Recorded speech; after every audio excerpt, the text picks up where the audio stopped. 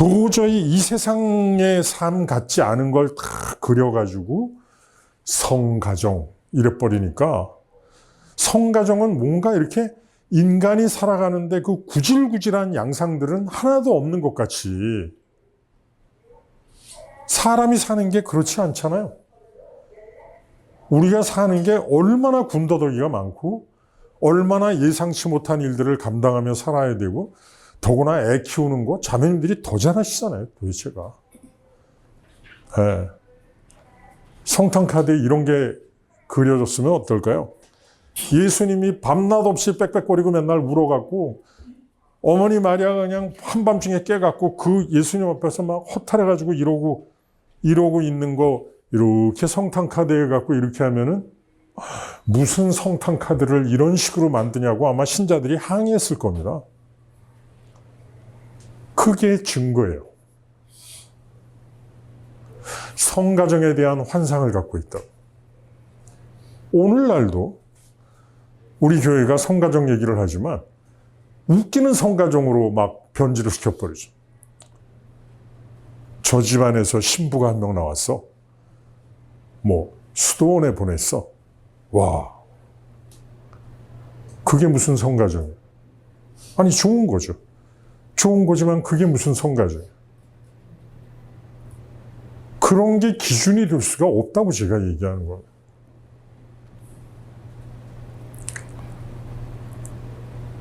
이게 뭔가 잘못된 거예요. 제가 한 수도의 신부님을, 그분이 수사님 때부터 신부님 될 때까지를 아주 가까이 지냈는데, 앞가림을 그분이 잘 못하셔갖고 항상 주변에서 도와줘요. 그러니까 그분의 어머니가 하여튼 맨날 나한테 전화해갖고 요즘 수사님 어떻게 사시냐고, 신부님 어떻게 사시냐고. 어머니가 제일 잘하니까 그 아들을, 저하고 가까이 지내는 걸 아시니까 항상 저한테 전화해서 상황을 파악하시려고 하셨어요. 보내놓고도 아들이었던 거죠. 보내놓고도 아들이었던 거예요. 근데 정말로 신부님은 누가 챙겨줘야 돼요. 사방으로 흘리고 다니고요. 네. 뭐 이랬다가 금방 아니야 이러자 우리 막 이러고, 정말 제가 그분하고 몇 년을 같이 하면서 정말 너무 황당한 일들을 많이 겪었어요. 손이 많이 필요한 분이죠. 그런 분들. 제가 볼 때는 수도에 안 들어가시는 게 나을 뻔했어요.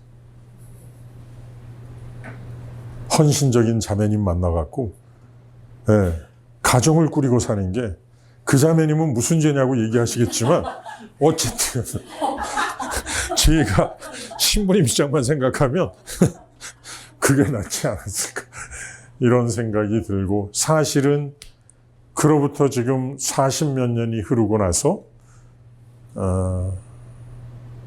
그분의 이야기 소식을 들으면 제 생각이 맞지 않았을까라는 생각을 하게 됩니다. 왜 제가 이런 얘기를 하냐면, 한 인간이 인간답게 성장하게 하려면 그렇게 매끄럽지 않다니까요. 여러분들 다 겪으신 거잖아요. 그 우여곡절을 겪으면서 키우는 거예요. 그 우여곡절을 포기하지 않고 끝까지 키워내면 성가정이죠, 다. 제가 얘기하지 않습니까? 인생에서 인간이 할 수 있는 가장 거룩한 일은 한 생명을 사람답게 키우는 거예요. 그거보다 거룩한 일이 없어요. 그래서 이 사생활의 기간의 이야기도 그런 관점에서 우리가 예수님의 이 사생활을 바라봐야 된다. 그 사생활에 요셉과 마리아의 헌신적인 노력. 이분들은 태어날 때부터 계시를 받았잖아요. 그러니까 얼마나 더 정성껏 키웠겠어요. 그러니까 그 사생활의 결과가 필연적으로 공생활로 드러났던 거예요. 그러니까 그렇게 성장한 예수님이 유다교의 그 황당한 질서를 도저히 따를 수가 없었던 거죠. 뛰쳐나온 거잖아. 독실한 신자였잖아. 아버지 요셉은 말할 것도 없고, 거기를 뛰쳐나와서 참된 예수님을 선포하고 다닌 게 공생활입니다. 참된 하느님을 선포하고 다니는 그게 공생활이죠. 이게 예수님의 생애입니다. 이 이야기를 조금 더 구체적으로 들여다보면 강생육화라고 하는 이 예수님의 생애의 첫 번째 이야기는 강생의 이야기를 한다면, 강생의 중심을 맞춰서 얘기한다면 하느님이 세상에 오셨다는 거예요. 하느님이 세상에 오셨다. 육한을 가지고 얘기하면 하느님이 사람이 되셨다는 거예요. 그럼 이게 무슨 말일까? 하느님이 세상에 오셨다는 거는 당신이 창조하신 세상에 오셨다는 거예요. 무슨 얘기인가? 세상을 포기할 수 없다는 거예요. 인간들이 엉망진창으로 만들어 놨지만 그럼에도 불구하고 이 세상을 포기할 수 없어서 예수님이 오셨다는 거예요. 그래서 예수님이 공생활에 선포하신 게 이 땅의 하느님 나라예요. 이 땅 엉망됐지만 이 땅을 하느님 뜻에 맞게 다시 회복시키려고 하신 게 예수님이 세상에 오신 목적이고 예수님의 공생활의 목적입니다. 이게 강생에 다 담겨 있는 뜻이죠. 육화는 뭐죠? 하느님이 사람이 되셨다는 겁니다. 이건 뭘까요? 사람을 포기할 수 없다는 겁니다. 저렇게 엉망진창인 인간들을 하나님 보시고는 혀를 차시다가 판관들을 통해서도 드러내시고 예언자들을 통해서도 당신 뜻을 전하셨는데도 계속 딴짓하는 인간들을 보시다가 아유 쟤들은 안 되겠다. 그러고 돌아앉지 않으셨다는 거예요. 예수님을 보내셨다는 거죠. 그리고 예수님을 통해서 아까 제가 얘기한 거죠. 너희들의 죄를 묻지 않겠다. 무엇보다 너희들이 알아야 되는 거는 사랑하며 살 수 있는 힘이 너희들에게 있다. 그 사랑이 너희를 행복하게 할 것이고 그 사랑이 너희를 구원할 것이다. 이걸 예수님을 통해서 알게 하신 거예요. 그래서 똑같은 인간으로 살게 하신 거죠. 똑같은 인간에게 사랑할 수 있는 힘이 있다는 것을 예수님을 통해서 드러내신 거예요. 오늘날 많은 신자들이 이런 얘기합니다. 아, 예수님이니까 그런 거지 뭐. 우리가 어떻게 예수님처럼 살아. 이 얘기를 공공연하게 신자들끼리 합니다. 공공연하게. 그러니까 예수님을 하느님으로만 보는 태도죠. 하느님이니까 예수님이 저럴 수 있었지. 우리가 어떻게 저렇게 사냐. 그 저렇게라는 말이 뭘까? 그 저렇게라는 말이 어떻게 뭐 기적을 행하고 살아. 이런 것일 수도 있고 어떻게 죽는데에도 저렇게 죽음을 감내하고 살아. 일 수 있는데 그 완전히 잘못 이해하는 거죠. 어떻게 저렇게 살아야 저렇게는 사랑하고 산다는 말. 어떻게 사랑하고 살아? 예수님처럼. 그걸 완전히 왜곡시키고 있는 거예요. 어떻게 저렇게 살아라는 말. 그래서 하느님이 사람이 되셨다. 인간으로 오셔서 인간으로 사신 예수님. 인간에게 희망을 깨닫게 하기 위해서 너에게 희망이 있다. 그걸 알게 하시기 위해서. 그래서 이 강생과 육화의 정신이 우리 뼛속 깊이 새겨져야 된다고 제가 항상 얘기하는 모든 건 강생의 정신에서 시작된 거예요. 강생 육화의 정신에서 이 세상을 내려다보시고 하나님이 너무 아파하신 거예요. 너무 아파하신 거죠. 그리고는 예수님을 보내셨는데 마리아가 거기에 협력한 거죠. 돌로 맞아 죽게 되는 처녀가 아이를 가지면 돌로 맞아 죽게 되는 그런 일을 마리아가 피아트. 이걸 받아들인 거예요. 그래서 예수님이 오시게 된 거예요. 이 강생의 세 정신. 이제 두 번째 사생활에 대해서 이야기합니다. 도대체 이 사생활은 뭘까? 요셉과 마리아는 인간 경험의 모든 것으로 키우신 거죠. 자매님들이 그렇게 키웠듯이. 인간 경험의 모든 것. 자매님들은 둘째 키울 때는 거저라고 하셨잖아요. 첫째 때는 그냥 좌충우돌하고 사셨지만 둘째 키울 때는 거저. 쟤는 거저 키웠어 진짜. 쟤는 방바닥에 밥알 떨어진 거 주워 먹어도 그냥 가만히 봤어. 첫째 때는 뭐 이게 웬일이냐고 못 먹게 하고 새밥 주고 이랬잖아요. 둘째 때에는 안 그러셨잖아요. 그 뭐 때문이죠? 밥알 주워 먹고 커도 뭐 건강하게 크더라. 경험이 좌우하는 거죠. 근데 그 경험도 아주 중요한 지혜거든요. 여러분들 의사 선생님들이 얘기하시잖아요. 어렸을 때 너무나 깨끗하게 애를 키워놓으면 면역력이 별로 안 생긴다고. 그것도 신비로운 일이에요. 일부러 애를 뭐 지저분한 데다가 몰아놓고 키울 수는 없지만 인간이 아무리 그렇지 않게 만들려고 해도 그런 것들을 겪고 사는 거예요. 근데 그런 걸 통해서 면역력이 생긴다고 하잖아요.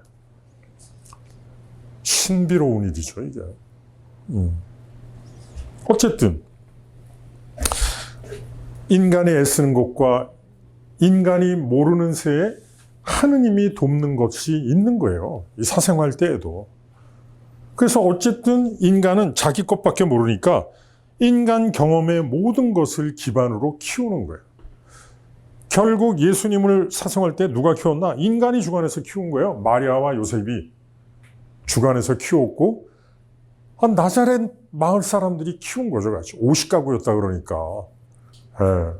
어머니 마리아가 뭐 집에서 맨날 예수님한테 젖만 물리고 있지 않았을 테니까. 요셉이 목수일 하러 나갔다가 나자렛 마을로 가는 사람 시켜갖고 가서 우리 집에 그 사람 보고 연장 하나가 지금 고장났으니까 그 연장 예비로 있는 거 갖고 오라 그러라고. 그 어머니가 갔을 거 아니에요. 네? 몇 동네를 거쳐갖고 갖다 주러 갔을 거 아니에요. 그동안에 예수님 누가 돌봐요? 나자렛의 다른 집 엄마들이 돌보는 거죠. 그러니까 우리가 제가 어렸을 때 동네 엄마들이 젖을 돌아가며 물렸어요. 어느 집 아이한테. 그게 하나도 이상한 게 아니었다니까. 그게 제가 어렸을 때 얘기예요. 제가 어렸을 때 얘기. 저희 집에 외할머니가 같이 사셨는데, 지금도 저는 기억이 나요. 막내가 태어나가지고 얼마 안 됐을 때인데, 어머니가 집에 안 계셨을 때인데, 그냥 뭐 빽빽거리고 막 난리를 치고 우니까 할머니가 그때, 아유, 나라도 물려야 될 텐데, 이러셨어요, 할머니가. 나라도 물려야 될 텐데. 젖이 안 나오니까 물려봤자 소용은 없지만, 나라도 물려야 될 텐데, 이러셨대요. 그러니까 그 연배에 계신 분들은 내 새끼라는 개념보다 그냥 그렇게 빽빽거리고 우는 애들이 있으면 젖을 물려야 된다라고 생각을 한 거예요. 다들. 그러고 살았던 거죠. 요즘 같으면 어린 반푼어치도 없죠. 요즘은. 어린 내 새끼 거를 누구 새끼한테 내가 물려? 다들 이러겠죠. 한 60년, 50년 사이에 이렇게 변한 거죠. 인간 경험의 모든 것이 예수님의 사생활을 그 인간들이 주관한 거죠. 그리고 경험을 하면서 결국 사생활 동안에는 성찰을 할 수밖에 없는 거예요. 내가 경험한 걸 돌아보고 잘된 것은 더 내 지혜로 더 삼고 잘못된 것을 통해서도 역지사지로 또 지혜를 다시 삼아가려고 하는, 이게 바로 경험 안에서 성찰하면서 구원의 길을 모색해야 되는 그리스도인의 길입니다. 이게 결국 그런 성찰 생활을 통해서 힘이 쌓이면 우리는 이제 주님께서 주시는 지혜가 내 인생의 가장 근본적인 지혜라는 걸 깨닫게 되고, 그래서 이제는 주님으로부터 지혜를 직접 구하려고 하는 공생활이 시작된다는 거예요. 사생활을 통해서 내가 경험한 것을 성찰하면서 뭔가를 정돈해 가면서 지혜를 얻기 시작하면 필연적으로 그리스도인들은 공생활에 들어갈 수밖에 없어요. 그때 공생활은 뭐냐면 이제 주님께 직접 묻게 된다는 거예요. 내가 경험한 것을 막 돌아보고 이럴까 저럴까 이래야 됐었나 저래야 됐었나 막 인간적으로 잔머리도 굴리기도 하고 나름대로 양심의 가책을 느끼면서 보기도 하고 또는 감사하면서 뭔가를 깨닫기도 하고 온갖 그러지만 이제 그런 걸 통해서 기반이 튼튼해지면 모든 것은 주님으로부터 오는 지혜였구나. 이분께 내가 의탁하며 살자. 이게 공생활이에요. 그래서 이제 주님께 물어보게 되고 성경 속의 지혜를 직접 찾게 되고 이렇게 되는 거예요. 그렇게 예수님도 공생활에 나가신 거죠. 사생활을 통해서 이렇게 사시다가 아주 유명한 얘기가 있잖아요. 12살의 예수님이 성전에 갔다가 그 율법학자들하고 벌이는 이야기. 거기서 우리가 완전히 잘못 알고 있는 게 그 공동번역에는 그 일화의 제목이 성전에서 토론하시는 예수님이에요. 토론하지 않았어요. 예수님은 질문했다고 쓰여져 있어요. 질문했다고. 왜냐하면 예수님이 12살까지의 경험을 통해서 보니까 내 인생의 경험 안에는 이런 것 같은데 율법학자들한테 질문했잖아요. 근데 유대교에서 가르치는 걸 보면 그렇게 안 가르치는 거예요. 예를 들면 이런 거죠. 공생활 때 보면 이 세상이 너무나 아름답고 존재하는 모든 것들이 다 하느님의 뜻 안에서 존재하는데 그래서 인생을 예수님이 그때까지 살면서 나무 한 그루에서도 하나님께서 나무 한 그루를 통해서 나에게 얘기를 하시고 예수님이 나중에 비유하신 거 있잖아요. 날씨를 통해서도 나한테 뭔가 뜻을 드러내시고 세상 모든 창조된 것들 안에는 하느님의 뜻이 담겨 있다는 걸 예수님이 깨닫고 있는데 예수님은 그렇게 사생활에서 뭔가를 지금 성찰을 통해서 바라보고 있는데 유다교에서는 여기 완전히 세상은 타락한 곳이고 여기서는 우리가 행복해질 수 없고 우리는 메시아가 오셔서 우리 데리고 휴거시켜갖고 하늘나라 가야 그때부터 행복해진다라고 가르치니까 예수님은 이해할 수가 없었던 거예요. 내 경우. 아마 율법학자에게 무슨 질문을 했을까? 당신의 일상의 체험을 얘기하고 나는 그래서 사는 게 축복 같고 세상 모든 것들이 나에게 주시는 하느님의 선물처럼 느껴지는데 유다교의 가르침을 보면 여기는 타락한 곳이고 하늘로부터 벌받는 곳이기 때문에 여기선 행복할 수 없다고 하니 그러면은 제가 지금 잘못하고 있는 건가요? 이런 질문을 던졌던 것. 율법학자가 그 예수님의 질문을 듣고 감탄을 했다고 쓰고 있어요.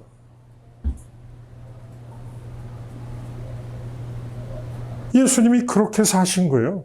언제까지? 30살 될 때까지. 야, 그때 30이면 지금 나이로 5, 60이에요. 와, 완전히 그때까지 장가 안 가고 천덕꾸러기로 사셨던 거예요, 예수님. 네? 장가도 안 가고 그냥 천덕꾸러기를. 그때 평균 수명이 40살 정도였으니까.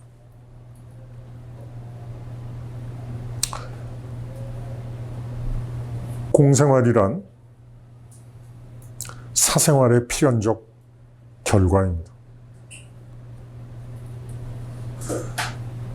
한 인간이 인간답게 성장하는 과정이 그래서 이렇게 중요한 거예요.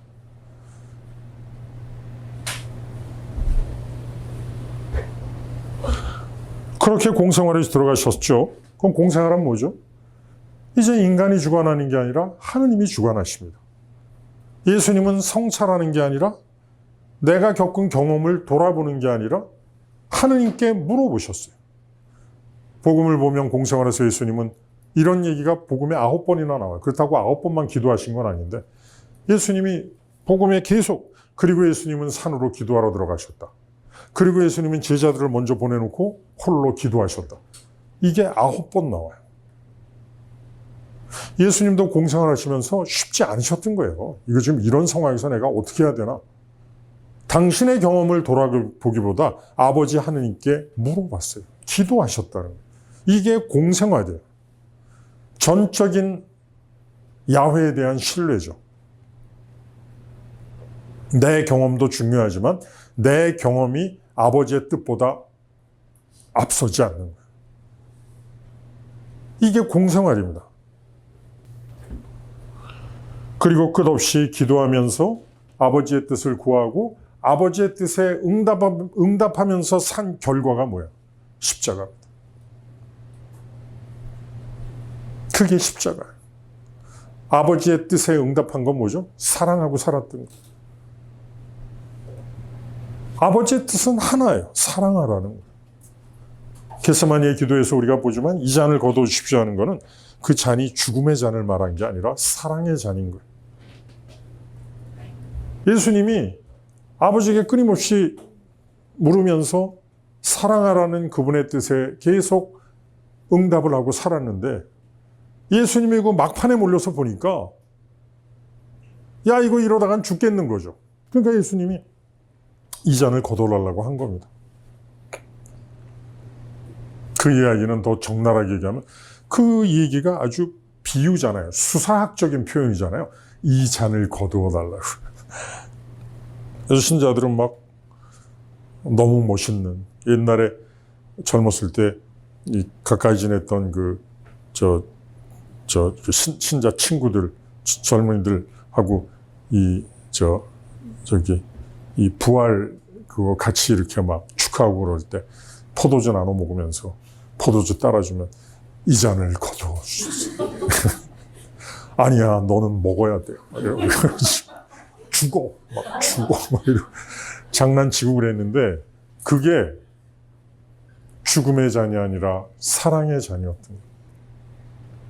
그 사랑이 세상의 죄와 부딪혀서 죽게 된 거죠. 지금 사실 신자들의 어떤 이런 거에 대한 이해가 뒤죽박죽입니다, 사실은. 사순시기 때 뭐 송판 깔아놓고 자고 뭐 허벅지를 송곳으로 찌르는 사람들은 없겠지만 고통을 경험해야 된다고 예수님의 고통을 나눠 가져야 된다. 그 중세 때 잘못 가르친, 잘못 깨달은 성경을 오늘날까지도 뭔가 성금요일에는 밥을 굶고 뭐 그러지 말고 밥 더 많이 드시고 사순시기에 더 애써야 되는 건 사랑하는 거예요. 사수는 고통의 주관이 아니라 사랑의 주관입니다. 왜? 더 사랑할수록 세상의 죄와 부딪혀요. 그래서 어려움을 겪게 됩니다. 사랑이 어떻게 세상과 부딪히는가? 내가 사랑할수록 어떻게 고통을 겪게 되는가를 깨달을 때 우리가 예수님을 만분의 1을 헤아리게 되는 거죠. 그렇지 않고 백날 장교틀에 무릎 꿇고 내가 1시간 기도하면서 이 고통을 이겨냈다고 그 웃기는 짓들을 하고 앉았는 거죠. 도대체 밥을 왜 굶냐고요. 열심히 드시고 그 에너지로 더 사랑하며 사시는 거죠. 뒤죽박죽입니다. 뒤죽박죽이야.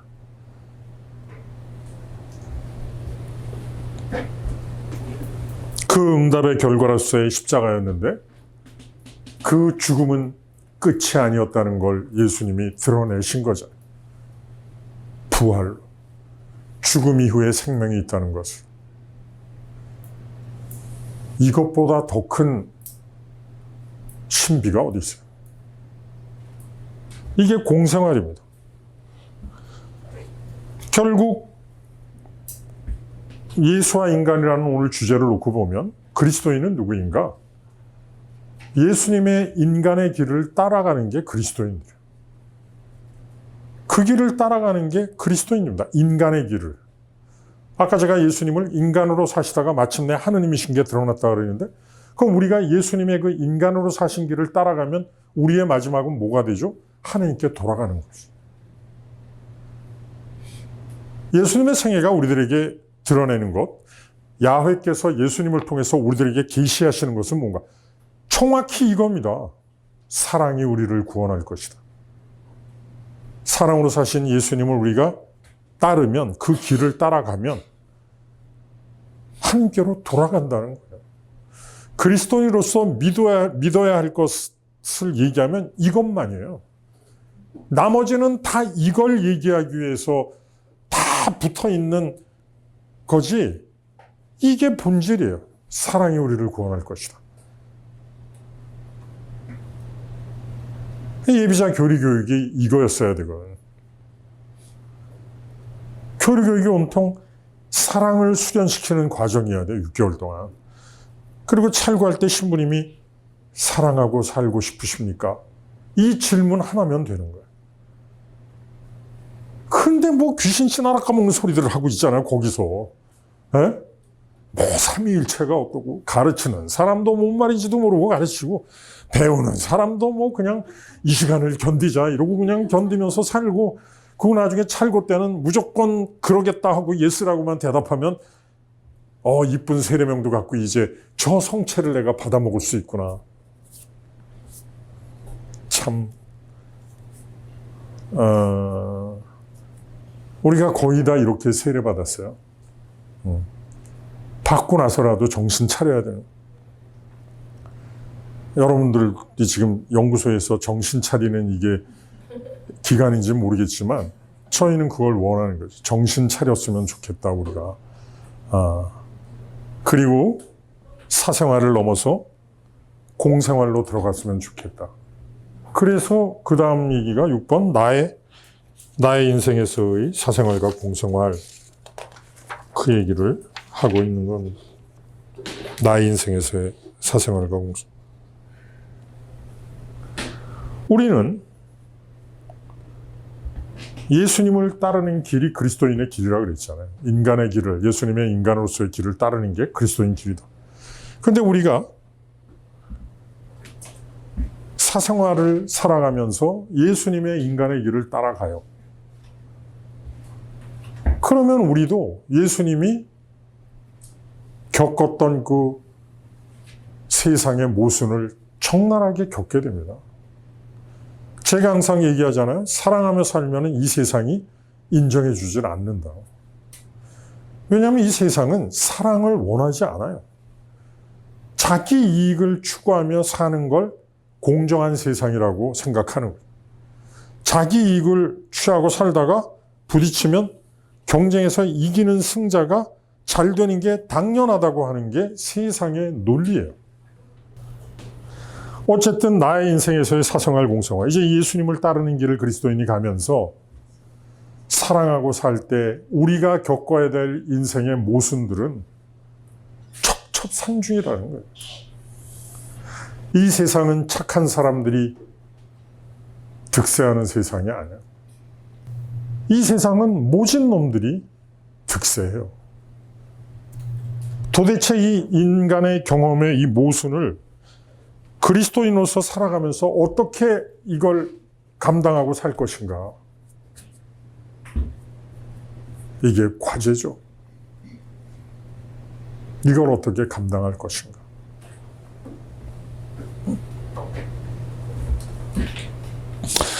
어떤 분이 한 10년 전쯤에 여기 연구소에서 그런 얘기를 하셨어요. 뭐 이렇게 문제되는 어떤 세상의 일에 대해서 이분이 막 왜 저런지 모르겠다 뭐 해서 막 이렇게 얘기를 하셔가지고 제가 이렇게 질문했어요. 만약에 근데 자매님의 일이라면 자매님 어떠시겠습니까? 이분이 바로 이렇게 내일이면 얘기가 다르죠. 이분이 딱 이렇게 얘기하셔요. 이게 정확하죠. 남의 일에는 정의롭지만 내 일에는 나에게 이익이 되는 쪽으로 나도 모르게 돌아가는 게 인간이라니까요. 어떨 때? 우리가 기도나 성찰하지 않을 때. 인간을 믿을 수 없는 건 이런 것 때문이죠. 그러나 기도와 성찰을 하는 사람들은 이런 것들을 아프게 돌아볼 수 있는 힘이 있기 때문에 희망이 있는 거죠. 기도하고 성찰한다고 다 이런 것도 아니에요. 잘못된 방식으로 기도하고 엉뚱하게 성찰하는 사람들 무진장 많이 봐요. 그래서 더욱더 바르게 기도하고 성찰하는 게 중요하다고 제가 얘기하는 거예요. 그런 사람들에게는 희망이 있다. 이 인간 경험의 모순을 어떻게 감당할 것인가? 우리는 예수님의 사생활을 기록한 복음의 내용이 별로 없다는 걸 알 수 있어요. 다 공생활이고 사생활 30년 동안 얘기는 그냥 루카복음에만 잠깐 쓰여져 있어요. 한 5개 정도의 에피소드로 쓰여져 있죠. 나머지는 다 빈 여백이에요. 도대체 30년 동안 예수님 뭐 했는지 빈 여백으로 처리되어 있는데 이것 또한 복음의 진실이죠. 뭐죠? 그 빈 여백이 우리들에게 뭘 얘기하는가? 니네들 잘할 때 겪은 거하고 크게 안 달라.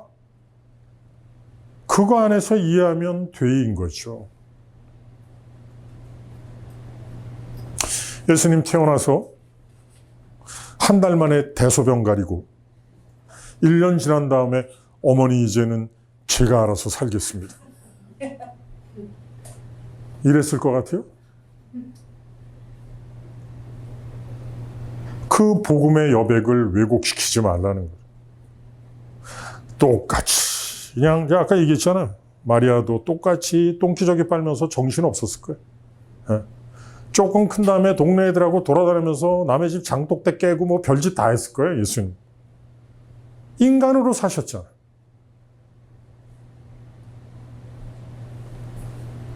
그걸 굳이 여기다가 예수님 몇 살 때 장독대 깼다 뭐 이런 거 기록할 필요 있나요? 인간이 성장하면서 경험할 수 있는 모든 것들이 빈 여백으로 처리돼서 그 사생활을 그런 보편적인 인간의 성장 과정 안에서도 요셉과 마리아는 하나님 뜻 안에서 키우려고 애쓰신 거죠. 그걸 헤아릴 줄 알아야 된다. 그렇게 키웠기 때문에 12살의 예수님이 그 성전에서 율법학자에게 그런 질문을 던질 수 있었던 거죠.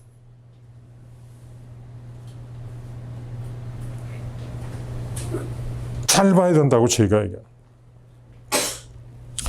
결국 우리가 사생활 동안 돈도 벌고 경제활동도 하죠. 교육도 받고 사회생활도 하고 문화생활도 하고 여가생활도 하는 이 보편적인 우리의 삶 속에서 성장했다는 거예요. 예수님도 똑같이. 그런데 그 세상 속에는 엄청난 모순이 있는 거예요. 엄청난 모순들을 겪으면서 사셨어요. 그러니까 내가 겪는 그런 모순된 경험들을 성찰할 수밖에 없다.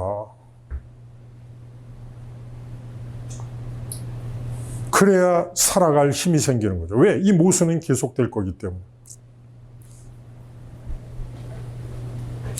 모순과 타협하라는 얘기가 아닙니다. 그 얘기를 하는 거예요. 모순과 타협하라는 얘기가. 유명한 그 니체가 한 말이 있습니다. 자매님들이 이 얘기를 들으시면 조금 불편하시겠지만 니체가 이런 얘기를 했습니다.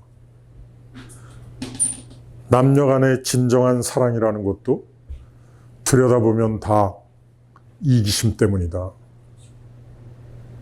사랑이라고 이름 불리우는 것도 사실은 각자의 이기심이 사랑이라는 이름으로 포장되고 있는 것이다.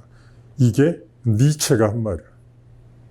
그래서 사랑의 고귀함을 얘기하다 보면은 니체는 왜 이렇게 얘기했을까요? 사랑의 고귀함을 얘기하다 보면은 정말 사랑이라는 거는 막 다 내주고 저 사람이 막 거기에 대해서 별로 감사하지 못해도 다 받아들이고 막 그래야지만 부부로 살아갈 수 있다라고 얘기하는 이 환상을 깨라는 거죠.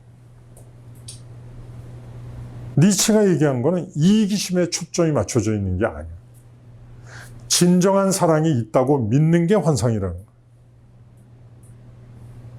그럴 때 어떻게 된다고 얘기하는 거죠? 그럴 때 우리는 상대방이 내가 필요해서 결혼했구나. 저 사람의 빈 곳을 내가 메워주기를 기대하는구나. 이걸 서로 알게 된다는 거예요. 그럼 어떻게 될까요? 저 사람이 나를 이걸 필요해갖고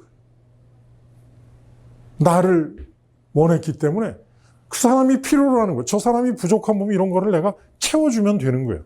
근데 반대로 나도 마찬가지잖아요. 내 이기심이라는 거는 내가 필요한 게 있는 거예요. 저 사람이 채워주기를 바라는 나의 이기적인 게 있었던 거예요. 그러면은 그거를 저 사람이 나한테 채워주게 하면 얼마나 좋은 관계가 되냐고. 요러면 이혼하는 사람들 별로 없어요. 요걸 서로 알게 되면.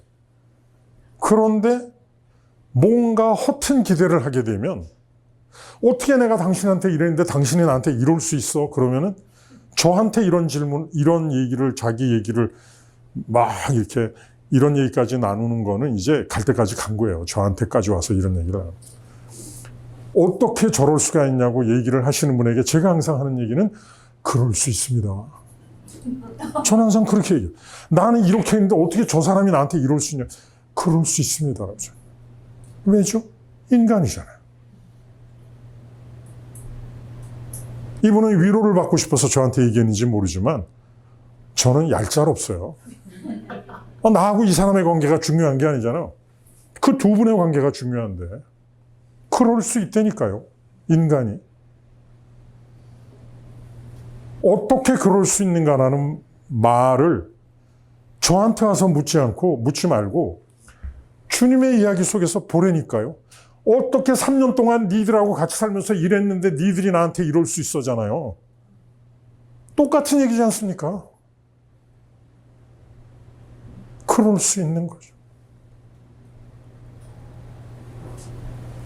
그럴 수 있는 거예요. 저는 이 얘기를 하면서 또 단서를 달아요. 그렇다고 참고 살라고 얘기하는 게 절대로 아니다. 다만 상황을 올바로 보라고 얘기하는 거예요. 더 근본적으로 여러분들을 마음을 아프게 하면 이런 얘기죠. 그 인간 선택한 게 당신입니다. 제가 그분한테 그 얘기도 했어요. 하느님 안에서 그 사람 선택한 게 자매님이라고.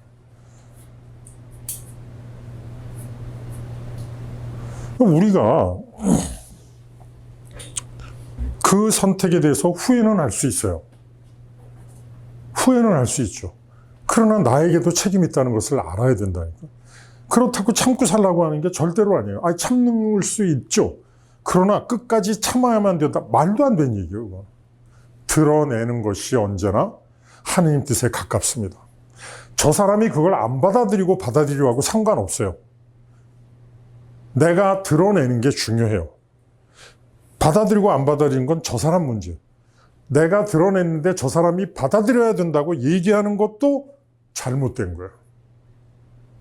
그러나 내가 그걸 드러내는 건 내 영역이죠. 그 사람이 받아들이는가 마는가는 저 사람 영역이에요.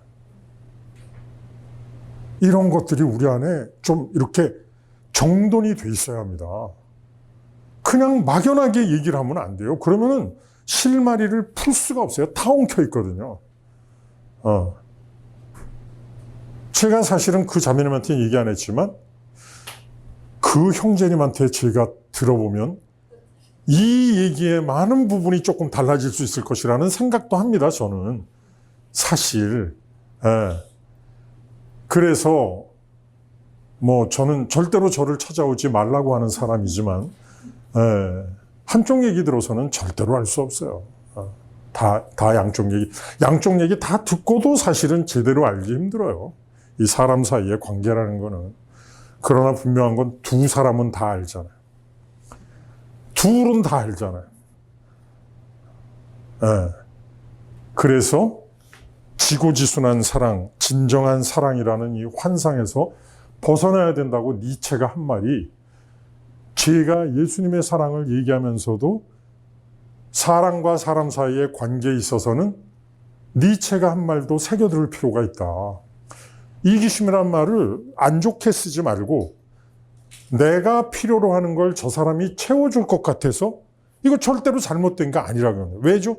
반대도 똑같다는 거예요. 저 사람도 자기가 부족한 부분을 내가 채워줄 수 있을 것 같아서 그 문제될 거 없잖아. 그리고 한국 사람들은 그런 식으로 살아가다가 쌓이는 게 있잖아요. 미운 정. 쌓이는 게 있잖아요. 저는 그게 오래 산 사람들의 사랑을 표현하는 기막힌 말이라고 생각합니다. 그 미운 정이라는 이 말이 한국에만 있잖아요. 이 말이. 정이라는 말도 외국 사람들은 이해하기 힘든데 한국에서 몇 년 살면은 그 정이 뭔지를 알게 된대요. 외국인들도. 근데 미운 정이라면은 그게 그게 무슨 말이죠? 한국 사람들은 다 이해하죠. 이게 무슨 말인지. 예. 그게 쌓이는 거죠. 예. 그래서 우리나라 사람들은 그렇게 미워하고도 세상을 떠나보낼 때에는 우시더라고요.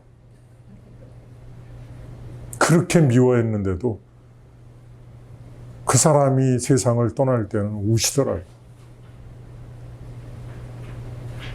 내 한을 아직 못 풀었는데 그냥 떠나면 어떡하냐고. 인간 경험의 모순 속에서 우리가 성찰하지 않으면 불행해진다.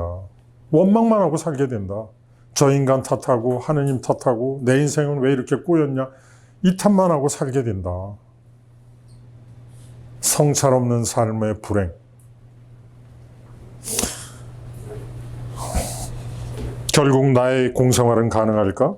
예수님이 사생활 동안 그 인간 경험 안에서 성찰하시면서 지혜를 얻어갔고 그 지혜가 근본적으로 야훼의 뜻이라는 걸 깨닫고는 전적으로 야훼께 의탁한 게 공생활이다. 그럼 우리들도 공생활이 어떻게 가능한가? 성찰의 결과로서의 나의 공생활이 요청된다. 세상을 떠나기 전에 우리는 단 몇 달만이라도 공생활을 할 필요가 있다. 그러지 않으면 우리는 예수님이 누군지는 알 길이 없어요. 알 길이 없습니다.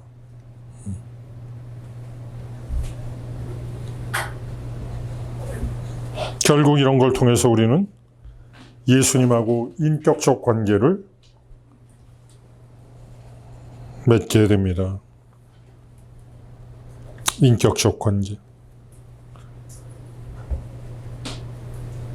인간으로 사신 예수님과 인간으로 살아내야 될 나, 한 인생을 살아내야 될 내가 이제 서로 견주게 되는 거죠. 그래서 예수님의 생애를, 한 인간으로서의 생애를, 인간 예수에 대한 생애를 깊게 이해하고 거기에 비추어서 끝없이 딴짓을 하고 싶어하는 내 인생에서의 나를 돌아보게 되고, 이게 인격적 관계를 맺는 예수님. 그리스도인들은 예수님과 인격적 관계를 맺어요. 그래서 그냥 화살기도라는 좋은 우리 기도가 있는데, 살면서 주님 지금 너무 힘들어요. 이런 얘기를 할 수 있어요. 주님 감사해요, 진짜. 이런 얘기 할 수 있어요. 주님 너무 기분 좋아요. 이런 얘기를 할 수 있어요. 주님이 나와 함께 계시는 분. 인격적 관계. 내가 너를 이제부터 벗이라고 부르겠다. 이 인격적 관계를 맺을 수 있어야 된다. 그래서 내가 그냥 편하게 주님과의 관계를 맺어가야 돼. 이러지 말라, 제발. 예수님 앞에서, 이러지 말라.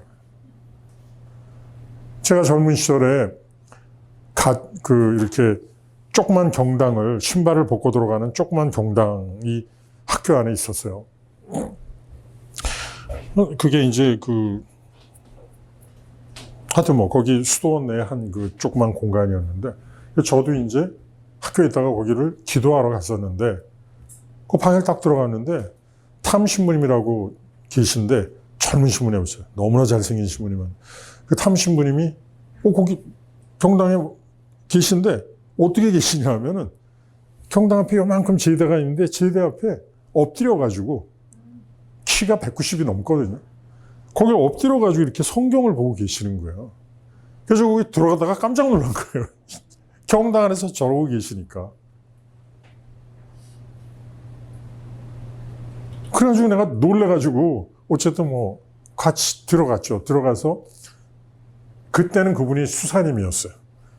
탐 시어머니 수사님이었는데, 이 수사님이었고, 그래서 제가 한쪽 구석에 이제 이렇게 정지하고 앉아갖고 기도를 하는데, 그 신부님이 계속 걸리는 거예요. 수사님이 계속 걸렸어요.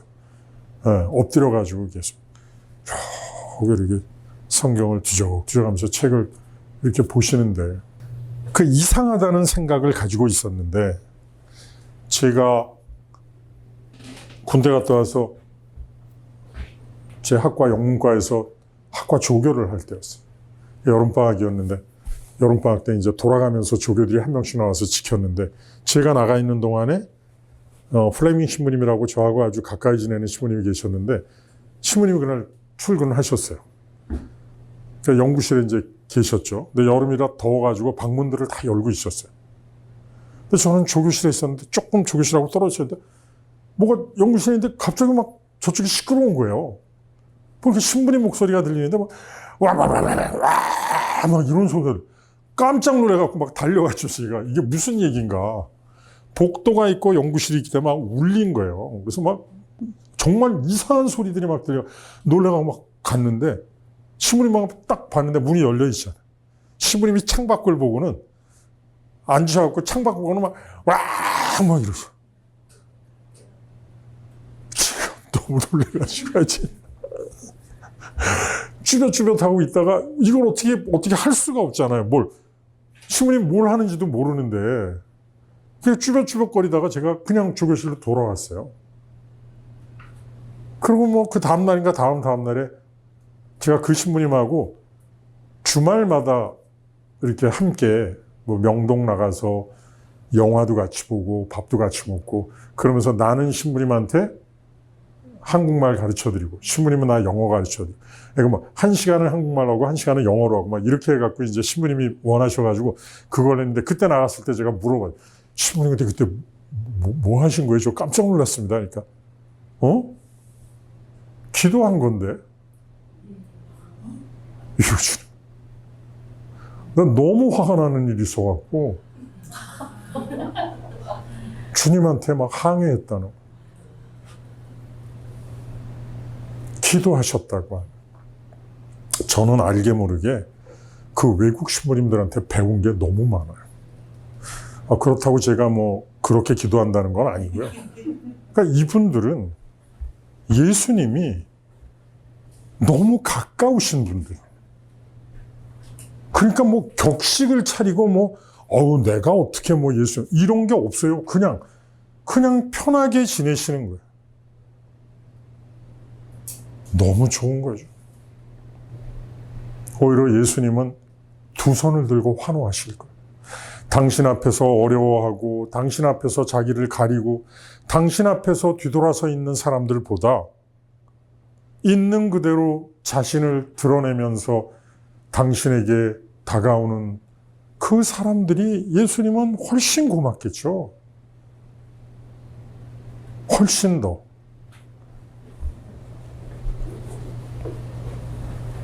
그래서 예수님과 인간, 이 강의의 핵심은 지금까지는 배운 거지만 지금 막 얘기하는 거는 그래서 이 강의의 핵심은 예수님과 인격적 관계를 맺으라는 거예요.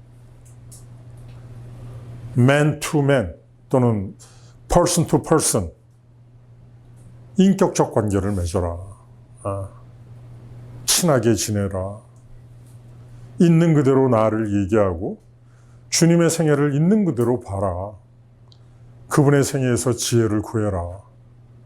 중요한 얘기는 다 했습니다. 10분 쉬고 마저 하겠습니다.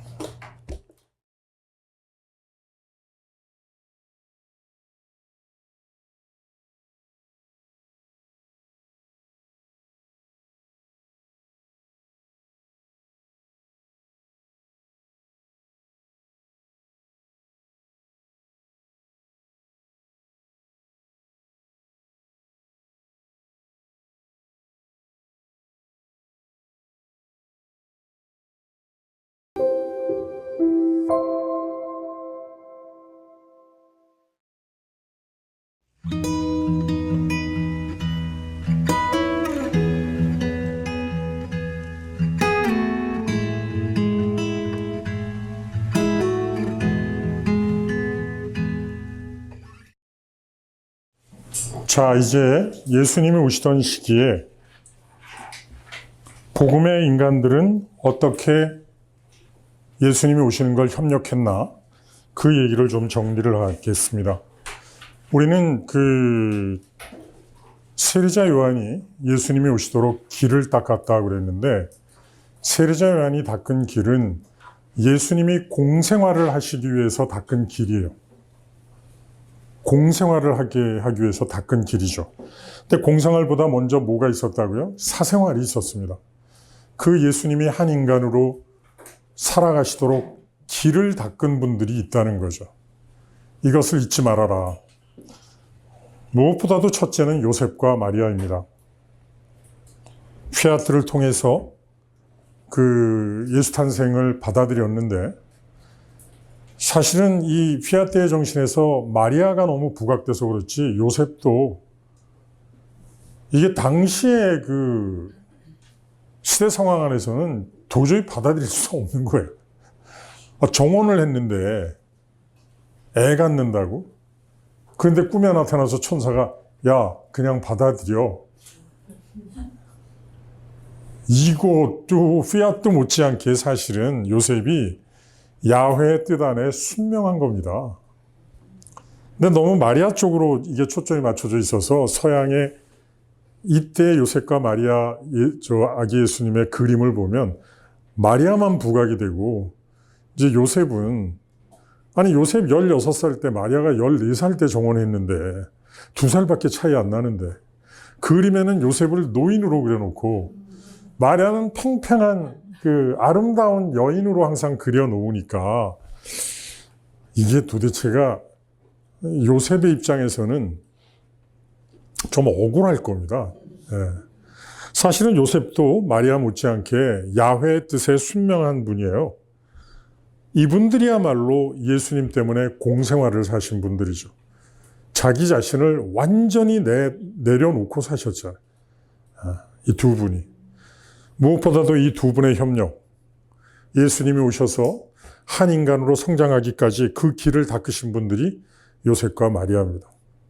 태어날 때 또 한 부류가 있었죠. 바로 동방박사입니다. 이분들은 별을 쫓아왔어요. 별을 쫓아왔습니다. 그러다가 헤로데부터 만나게 되죠. 헤로데한테 이렇게 주님이 나신다는 소식을 듣고 별을 쫓아왔다 그러니까 헤로데가 얘기하잖아요. 그분이 어디에서 나는지 나중에 알려달라고. 그런데 동방박사들은 예수님을 뵙고 나서 그냥 가죠. 피해서. 이것도 쉽지 않은 일이죠. 헤로데의 땅에 들어와가지고 헤로데에 부탁받고 왔는데 거기서 그걸 거절하고 도망간다고요? 이것도 잡히면 죽음이죠. 그렇게 동방박사도 별을 따라 예수님을 찾아왔고 헤로데도 예수님을 찾고 있었어요. 그래가지고 안 찾아지니까 태어난 지 얼마 안 된 영아들을 다 죽여버리죠. 영아들의 학살. 여러분들, 우리가 똑같이 예수님을 찾았지만 동방박사도 찾고 헤로데도 찾았어요. 겉으로는 똑같죠? 근데 찾는 목적이 다른 거예요. 동방박사는 예수님께 경배드리고 예수님께 세 가지를 바치죠. 예수님의 왕권을 상징하고 이런 상징들을 바칩니다. 예수님이 오셔서 인간으로 사시는 길을 닦은 거예요. 동방박사들을. 그런데 헤로데는 죽이려고 찾았던 거예요. 죽여 없애려고. 오늘날도 똑같죠. 예수님을 찾고 믿는 사람들이 겉으로는 다 찾고 믿지만 진짜는 동방박사처럼 찾는 사람들이 있고 내 이익을 위해서 예수님을 찾는 사람들도 있죠. 자기 이익을 위해서 찾는 사람들은 결국 예수님을 죽이는 겁니다. 또 있죠. 이 당시의 인물들이 예수님이 오실 때를 알게 된 두 부류예요. 하나는 목자들이고 하나는 율법학자들입니다. 목자들은 천사들이 알려줘요. 천사들이 알려줍니다. 그런데 율법학자들은 지식인들이었기 때문에 원래부터 알았어요. 물어보잖아요. 헤로데가 율법학자한테. 야훼의 종이 도대체 언제 태어난다는 거야? 그러니까 성경에 보면 이러고 구약에 어디에 어떻게 나와 있고 어떻게 나와 있다라고 율법학자들이 다 얘기해요. 알고 있었어요. 목자들도 알고 있었고 율법학자들도 알고 있었는데 무슨 차이죠? 알게 된 다음에 한쪽은 준비했고 한쪽은 알면서도 준비 안 했어요. 지금 우리 대림 시기지 않습니까? 그죠? 예수님 오시기를 기다리는 시기예요. 근데 크리스마스 날짜만 세고 있고 나는 실제로 준비를 안 하고 있다면 우리는 율법학자 같은 사람들이에요. 목자들이 아니죠.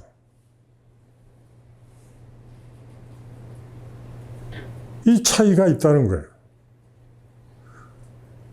복음은 이런 얘기까지 우리들에게 다 얘기해 주는 겁니다. 성경을 통해서 나를 돌아다보는 것은 천사들이 알려줘서 목자들도 알고 있었는데 왜 율법학자들은 알면서도 가만히 있었지? 성경을 영성적으로 보기 시작하면 이게 대비가 되는 거예요. 나는 어떤가? 나는 목자들인가? 율법학자들인가? 특히 지금 대림의 시기에 이제 이 복음들을 다 보게 될 거 아니에요, 이제 앞으로. 근데 복음들을 보면서 좋은 얘기야. 참. 이러실 건지. 그 복음을 보면서 나는 어떤가를 살필 건지. 대림은 기다리는 주간이지만 기다린다는 것은 앞으로 나아가면서 주님께 나아가면서 기다리는 거지 자기 자리에 가만히 서 있는 게 기다리는 게 아니라고요. 황지우의 유명한 시가 있죠. 너를 기다리는 동안. 너를 기다리는 동안 나는 너에게로 간다. 이 멋진 시적 표현이 바로 그리스도인들의 신앙의 태도야죠. 내가 서 있는 자리에 그냥 묵석이고 나는 움직이지도 않고 가만히 내 거를 고수하면서 당신을 기다린다? 말도 안 되는 얘기. 내 자리를 떠나면서 기다려야 되는 거예요. 그래야 만날 수 있다는 거예요. 그래야 성탄 전야미사가 정말 눈물을 쏟을 정도로 감동적인 미사가 될 수 있는 거예요. 내 자리를 고수하면서 당신을 기다린다? 그리고 교회가 준비한 예식에 참여했다? 무슨 감동이 있겠어요? 당신이 나에게 오신다는 게 뭐가 그게 체험적으로 믿어지겠어요, 그게. 하나도 아닌 거죠. 그런 대림을 보낸다는 게 도대체 무슨 의미가 있을까? 어쩌면 사람들은 기다리지도 않으면서 기다리는 것 같다는 것입니다. 사실은. 예수님이 나에게 오시는 게 불편하면서 기다린다고 얘기하는 것 아닌가 싶은 거죠. 왜? 나는 내 자리를 떠나고 싶지 않기 때문에. 이 기다리지 않는 사람들의 기다림을 얘기를 해야만 되는 거예요.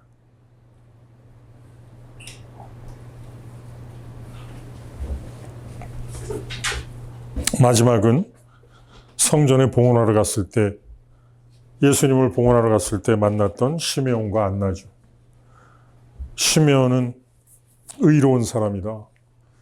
신실하고 경건한 자다. 이스라엘의 구원을 위해서 간절히 기도하는 사람이라고.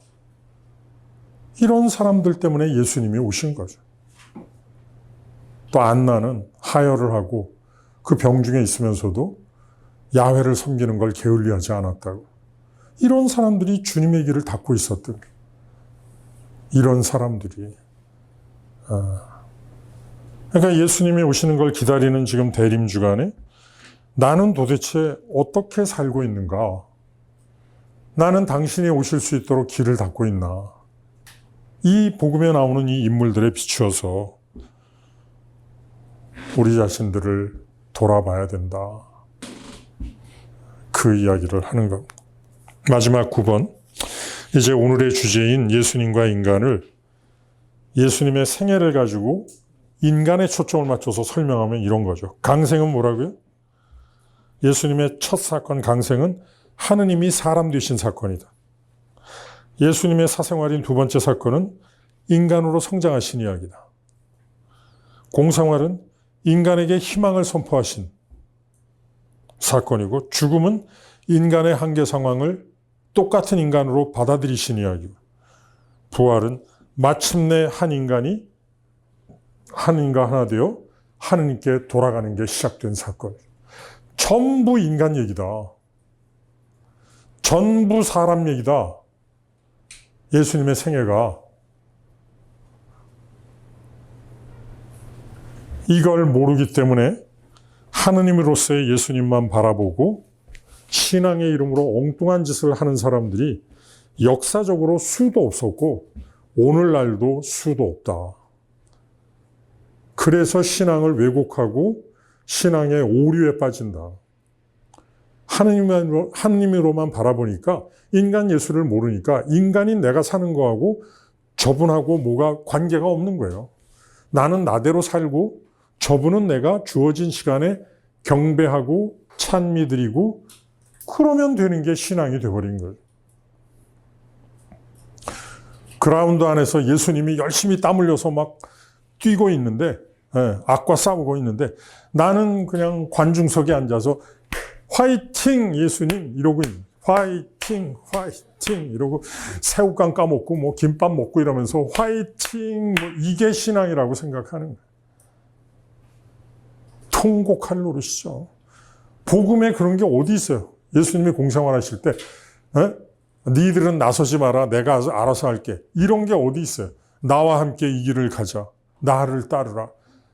계속해서 함께 하시기를 바랐고, 그래서 공생활을 시작하자마자 제자들을 부르셨어요. 그리고 함께 하셨다니까. 그 공생활 중에 제자들을 파견하셨어요. 제자들이 하게 하셨어요. 이 분명한 사실을 놓고도 우리는 관중석에서 안 내려온다는 거예요. 새우깡 봉지를 죽어도 못 놓겠다고 지금 이러고 있는 거죠.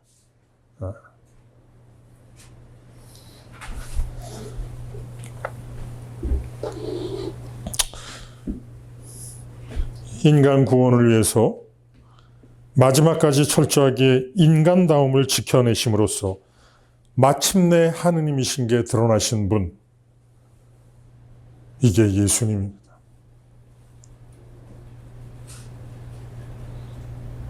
이제부터 사람의 아들은, 땅의 존재인 사람의 아들은 전능하신 하느님의 오른편에 앉게 될 것이다. 인간으로 사시다가 마침내 하느님이신 게 드러나신 분. 오늘 예수와 인간이라는 주제를 가지고 여러분들과 함께 했습니다. 인간으로서의 예수님이 여러분들에게 위로가 되고 힘이 되고 여러분들이 살아가시는데 실제적인 지혜가 될 수 있기를 바랍니다. 마친 기도하죠. 길벗 기도문으로 마치겠습니다. 성부와 성자와 성령의 이름으로 아멘. 마음을 모아서 나와 같은 어떤 분이 2000년 전에 그 지도에도 표기가 되지도 않는 작은 마을에서 태어나서 한 인간으로 살아가면서 나의 구원을 위해서 빛을 드러내셨다는 걸 여기 모인 분들이 진심으로 느낄 수 있도록 이끌어 주시고, 그 생애가 오늘 이렇게 우여곡절을 겪으면서 살아가는 나에게 실제적 희망이 되고 실제적인 지혜가 되어서 당신께로 돌아가는데 분명한 나침반이 되어 주신다는 것을 또한 저희가 진심으로 고백할 수 있도록 이끌어 주시기를 청하면서